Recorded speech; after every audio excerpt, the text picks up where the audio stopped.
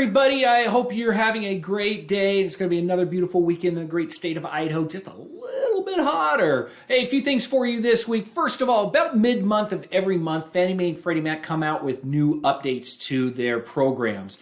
And sometimes they loosen up guidelines. In this circumstance, they're going to tighten up some guidelines. So as the United States goes more and more into a more challenging market, Fannie Mae and Freddie Mac start tightening up guidelines. Both Fannie Mae and Freddie Mac came out this week and said that the updates that are going to happen over this weekend will not allow more people to be approved. That's kind of how they worded it.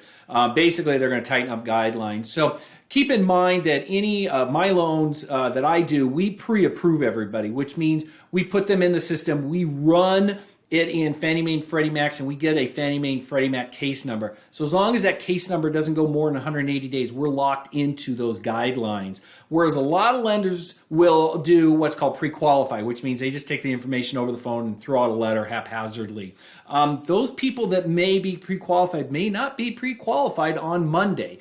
And as we go to more challenging times in the housing market, we expect Fannie Mae, Freddie Mac, FHA, VA, and Rural Development to tighten up guidelines even more.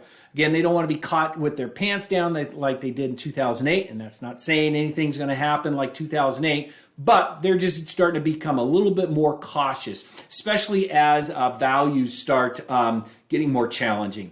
Hey, social media posts. I've got a great link down below from the Idaho Transportation Department. I got it from actually KTVB.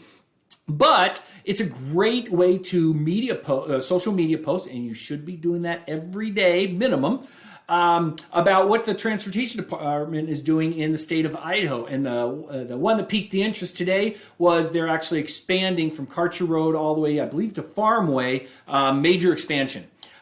Which is nice. But it also, I saw in there the Highway 2026 expansion, the Karcher Interchange expansion. So there's a bunch of expansions in there, but it's a great way to post on social media and become a source for when your clients want information about what's happening, like with 2026. So it's a great way for you to get in front of your clients. Let's talk about appraisals real fast. I'm going through a situation right now on appraisal where we're doing a cabin up in Cascade, and it does not have any permanent heating. All the different programs, FHA, Fannie, Freddie, conventional, you name it, the house cabin has to have a permanent source of heating. This cannot be electric heaters that are plugged into the outlet. That doesn't work because a squirrel could get into that house and unplug that heater in the middle of the winter. But you have to be able to heat the house, or at least keep it above 50 degrees in the middle of the winter to prevent the pipes from freezing and causing major catastrophes.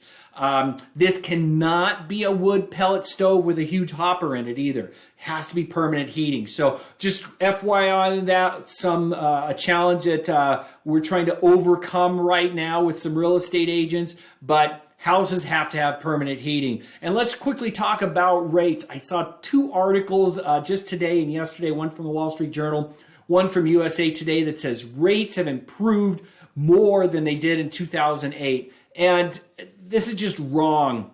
The media obviously is wrong, but they are getting their data from Fannie Mae and Freddie Mac, which is releasing data that is 2 weeks old. 2 weeks ago, absolutely, we saw, as soon as the Federal Reserve raised 3/4 of a point, we saw interest rates improve quite nicely and pretty dramatically. But over the last 4 days, with some inflation information and the less likelihood that a recession is going to happen, specifically in today's unemployment numbers, rates have dramatically worsened or gone higher.